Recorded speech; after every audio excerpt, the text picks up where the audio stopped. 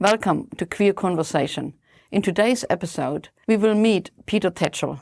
Peter Tatchell is a human rights activist and the founder of the Peter Tatchell Foundation. Peter has just returned from Qatar, where he staged the very first protest for LGBTQI rights. Welcome, Peter. Very pleased to join you. It's pretty amazing. You have just staged the very first public protest in Qatar, a very conservative police state. Tell us why now? The World Cup is happening in Qatar in just 3 weeks. Qatar wants to airbrush its appalling human rights record and just have a World Cup that will focus on sport. It's doing this to try and burnish its international reputation and to bat away criticisms of its human rights record. I felt it was really important to go to Qatar to shine a spotlight on the abuse of the human rights of LGBT plus people, women, and migrant workers. I did this in response to requests by LGBT plus Qataris.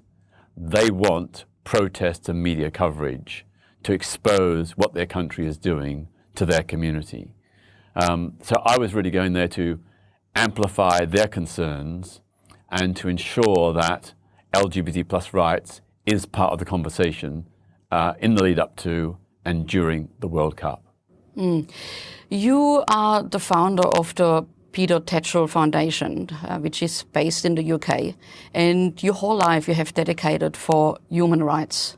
Well, first let me say that I was born in Australia and I cut my teeth on campaigning in this country against the death penalty at the time of the hanging of Ronald Ryan in Melbourne in 1967, in the battle for Aboriginal Indigenous rights and against the Australian involvement in the Vietnam War. So the tactics and methods I used were honed here in Australia, and I've since taken them to Britain and around the world. So I pay great tribute to my colleagues in Australia who taught me the ABC of activism. My foundation is a very small NGO based in London. We do about 50% of our work on LGBT plus rights and 50% on other human rights. About half of it is UK based and about half of it is supporting campaigners in other countries. We are very small. There's only 2.5 of us, but we punch above our weight.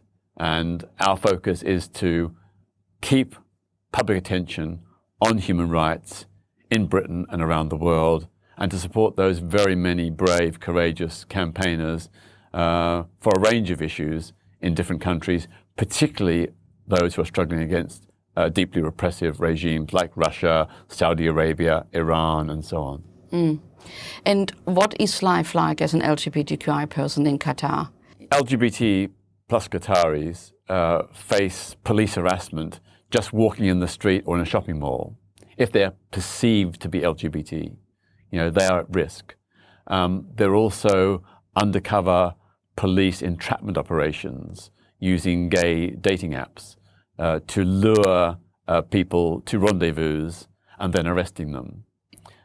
There's also a very hidden history of so-called honor killings of LGBT plus people, mostly by family members who believe that being LGBT is bringing dishonor to the family. And these so-called honor killings are covered up by the state authorities. There are no proper investigations or prosecutions. On top of that, both male and female homosexuality is illegal, with penalties up to 3 years imprisonment. In the case of behavior that is deemed to damage the family's honor, it can be even 7 years jail. And then, of course, for Muslims, at least in theory and on paper in the law, it says that gay people can be put to death by stoning. On top of that, Qatar has secret gay conversion centers where LGBT plus people can be detained against their will and subjected to humiliating, degrading, and very damaging, harmful conversion practices in a bid to turn them straight.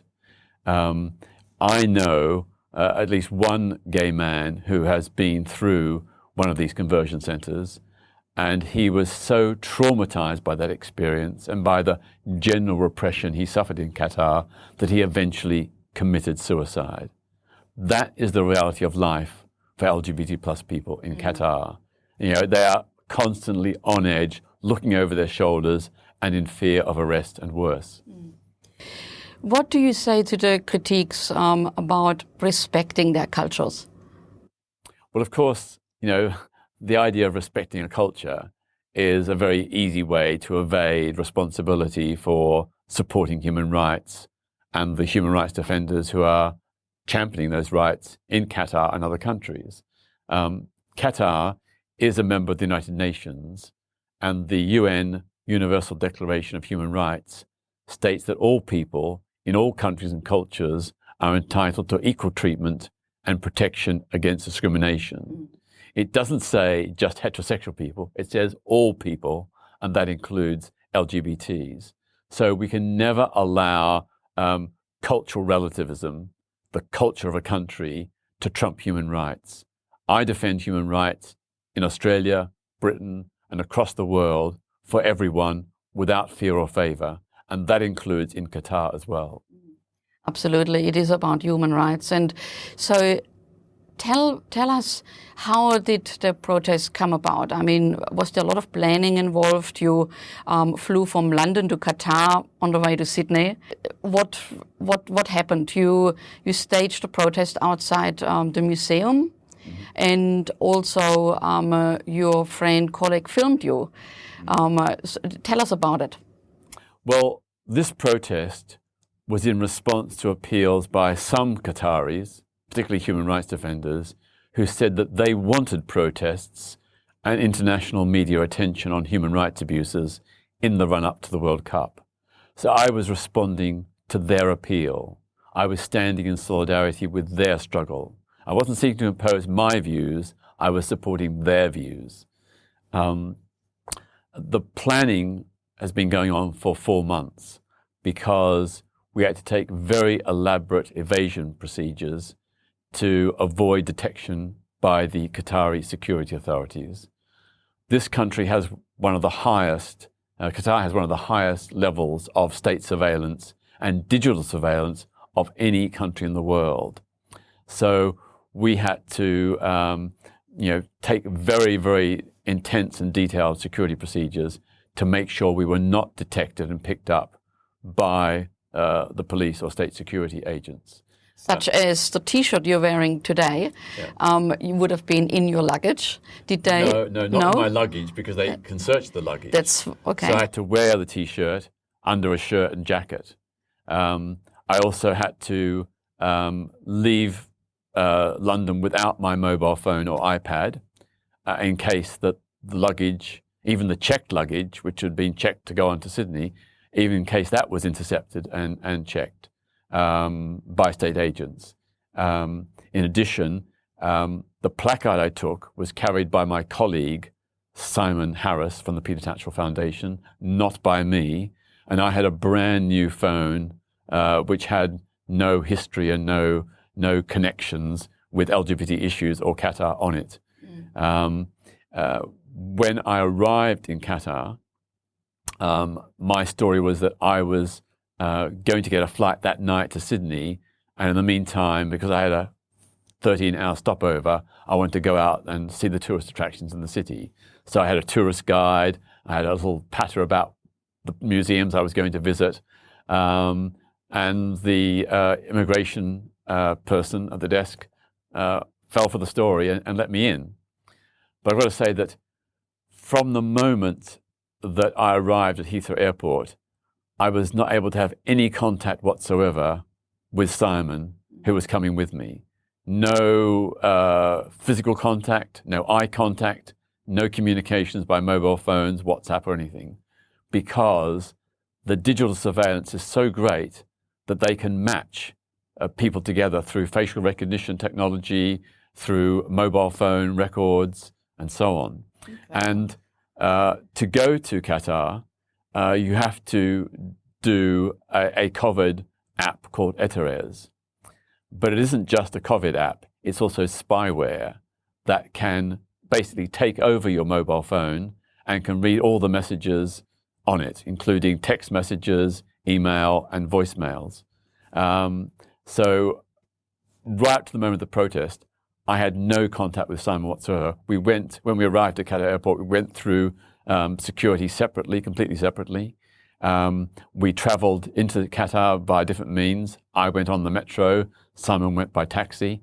When we got to the National Museum, which was the planned place for the protest, we kept completely apart until we had a rendezvous in the Desert Rose Cafe, which is attached to the museum. But even there, we sat apart because we could have no contact, no visible contact. So what Simon did, he smuggled in, wrapped up in a British newspaper, a placard that I was to unfurl.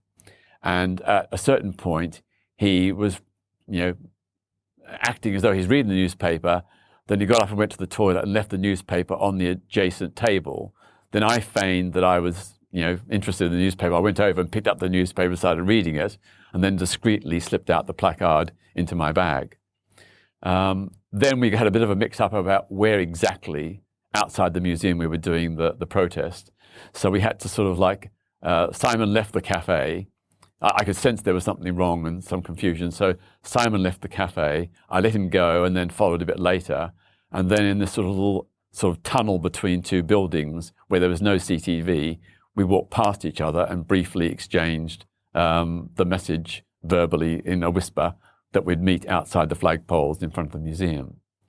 So that's what I did. For 35 minutes, without interruption, I stood outside the main entrance to the Qatar National Museum on a busy road by a busy roundabout with a placard which said, "Qatar arrests, jails, and subjects LGBTs to, quote, conversion."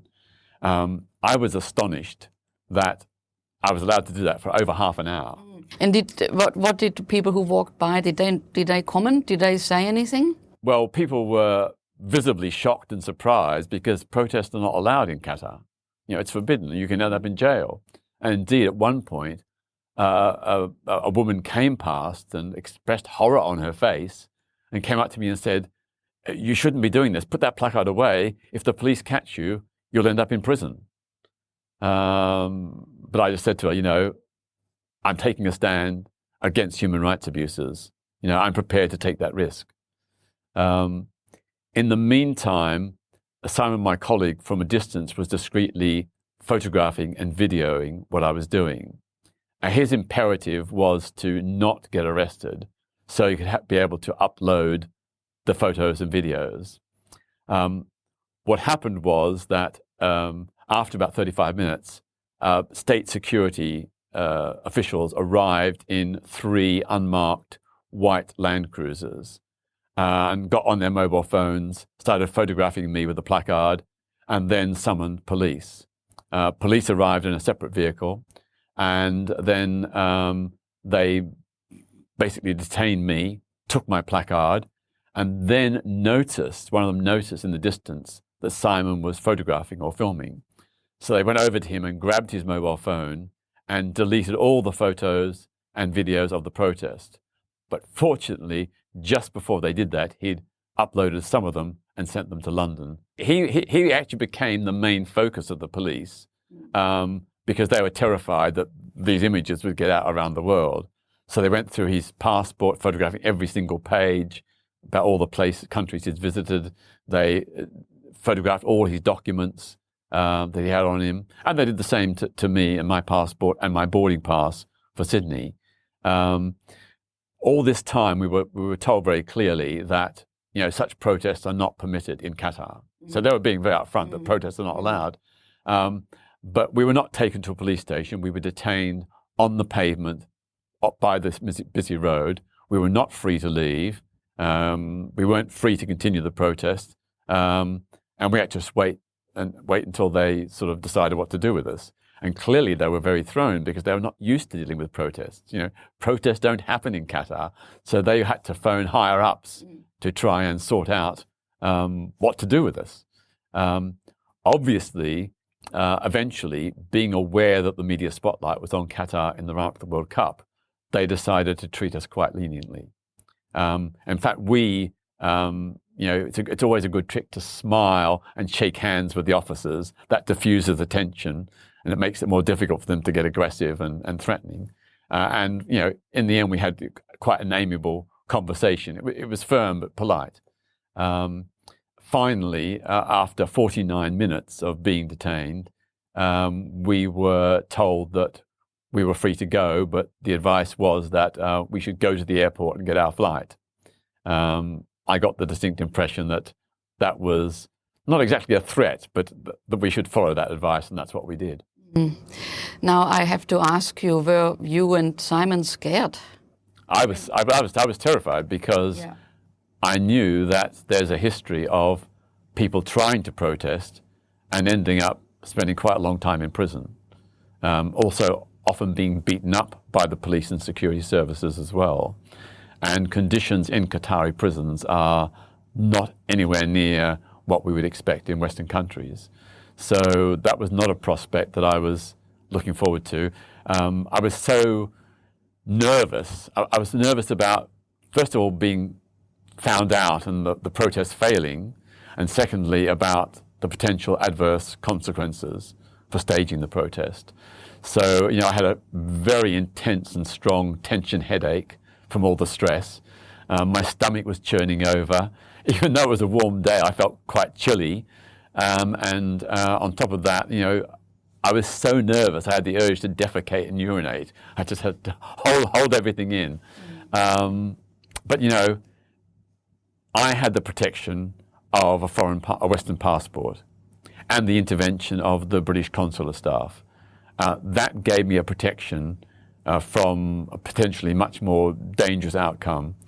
And of course, that's not something that Qatari people have. Now, you obviously take those risks. You have taken those risks over your life in various others protests that you've done.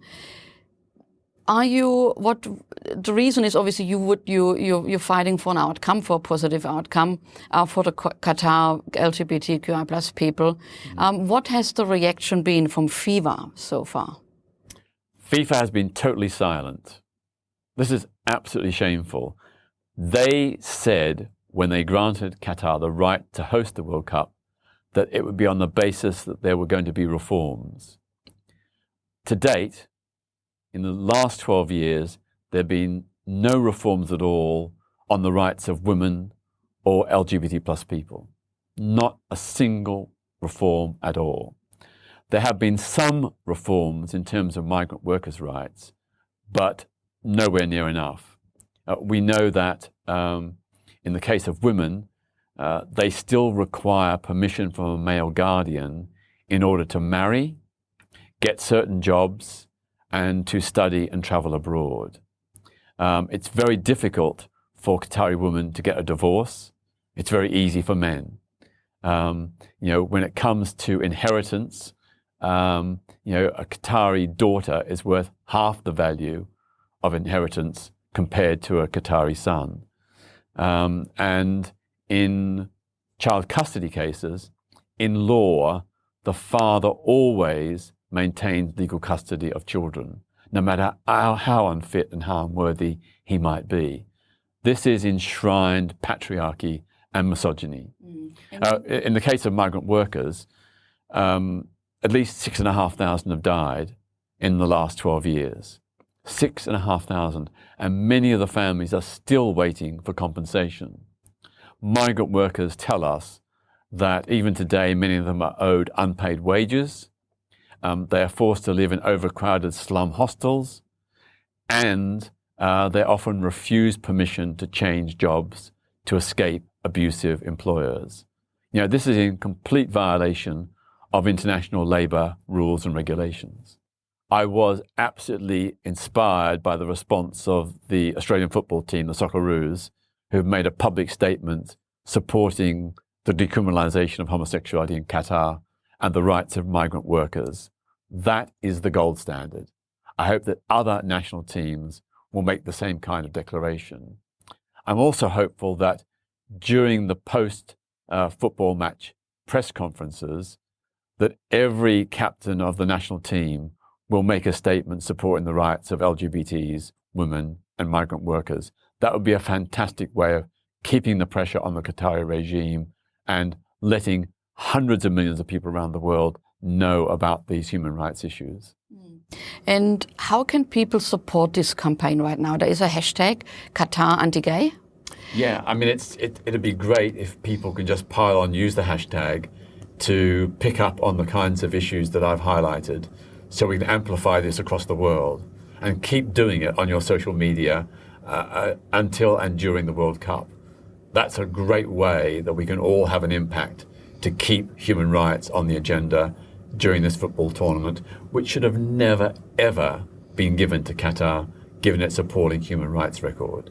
You know, there can be no normal sporting relations with an abnormal regime like Qatar. It is a homophobic, sexist, and racist dictatorship.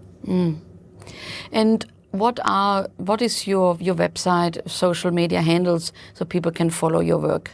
Well, the hashtag is Qatar anti-gay.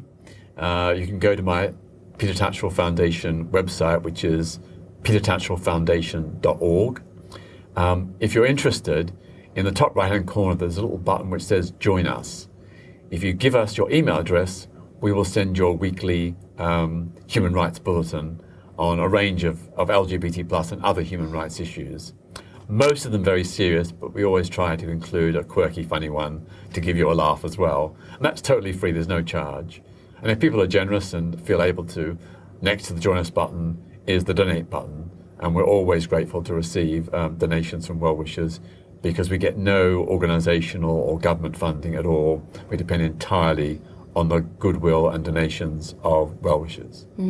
Well, Peter, we're so glad that you and Simon are back safe or arrived safely in Sydney. And of course, you hear that many times, but you are an inspiration for many, and you put your life on the line for creating change. So thank you. I just want to add, though, that I am the messenger, not the message. I'm using my platform to shine a light on these LGBT plus and other human rights abuses. And I'm just one of many tens of thousands of people across the world who are doing this. It's not me, it's our collective effort that makes the change. So I've done my bit, but so have many millions of others. And together we have made this world a bit better. There's still much to be done for LGBT plus people in many, many countries. There's nearly 70 countries that still criminalize same-sex relations. 11 still have the death penalty. More than 2/3 of the Commonwealth, or about 2/3 of the Commonwealth, have criminalisation of LGBT plus same-sex relations. That's unconscionable in the 21st century. So the battle continues. And, I'm 70 now. I've been doing this for 55 years. I tend to carry on for another 25 years. And maybe I'll retire when I'm 95. But, there are so many battles to still fight. And what keeps me going and being prepared to take these risks is that I'm so inspired by brave, heroic campaigners in other countries who are taking far greater risks than I am. They're risking their lives and their liberty. And we know of many LGBT plus campaigners in many countries who have been jailed, and some have even been badly beaten or even killed. I think of David Kato in Uganda, or Fanny Ann Eddy in Sierra Leone. They paid with their lives for their heroic, inspirational activism.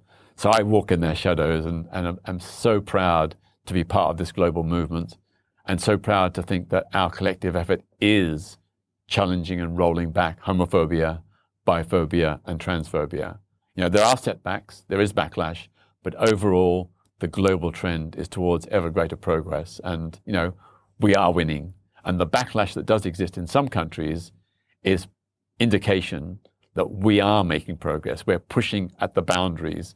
We are challenging the orthodoxy. And that's why there is backlash. And it's terrible, but it's a sign that we are winning. What great words to finish off this interview. Thank you, Peter. Yeah, well, thank you. If you enjoyed today's discussion with Peter, make sure to support the Peter Tatchell Foundation on petertatchellfoundation.org. And if you like to hear more from Queer Conversation, make sure to follow us on Lotl Media. And you can also head to our website, lotl.com, where you will find 30 years of history of LOTL magazine. My name is Silke Bader, and thank you for your company.